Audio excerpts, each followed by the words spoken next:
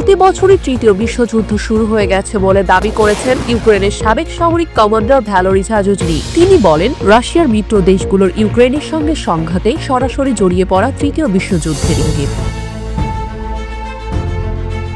Ukraine যুদ্ধে উত্তর কোরিয়ার সেনা ও চীনা সমরাস্ত্র যুক্ত হয়েছে বলে জানান তিনি। ইউক্রেনের সামনে ফ্রন্ট লাইনে রয়েছে উত্তর কোরিয়ার সেনারা। ইতোমধ্যেই ইউক্রেনে ইরানি সাহেদি ড্রোনগুলো নির্লজ্জভাবে বেসামরিক মানুষকে হত্যা করছে। ইউক্রেনের মিত্রদের সিদ্ধান্তমূলক পদক্ষেপ নেওয়ার এবং সংখ্যাকে দেশের সীমানা ছাড়িয়ে বাইরে ছড়িয়ে পড়া প্রতিরোধ করার আহ্বান জানিয়ে ভ্যালেরি জাজুজনি বলেন, ইউক্রেনের ভূখণ্ডে এটি এখনো বন্ধ করা সম্ভব, কিন্তু কিছু কারণে আমাদের অংশীদাররা এটি বুঝতে চায় না। এটা স্পষ্ট যে ইউক্রেনের ইতিমধ্যে অনেক শত্রু রয়েছে। এমন পরিস্থিতিতে ইউক্রেন যুদ্ধের মধ্যে বৈশ্বিক এক যুদ্ধের বৈশিষ্ট্য দেখতে পাচ্ছেন রুশীয় প্রেসিডেন্ট ভ্লাদিমির পুতিন। হুঁশিয়ারি দিয়ে তিনি বলেছেন, দরকার হলে পশ্চিমা দেশগুলোতে হামলা চালাতে পিছপা হবেন না তিনি। বার্তা সংস্থা এএফপির প্রতিবেদনে এ তথ্য জানানো হয়। জাতির উদ্দেশ্যে দেওয়া ভাষণে রুশ প্রেসিডেন্ট বলেন, যদি অগ্রাসী কার্যক্রম বৃদ্ধি পায় আমরা সমানভাবে প্রতিক্রিয়া জানাবো। যেসব দেশ তাদের অস্ত্র আমাদের সামরিক স্থাপনায় ব্যবহারের অনুমতি দিচ্ছে তাদের সামরিক স্থাপনাগুলোতে আঘাত করার অধিকার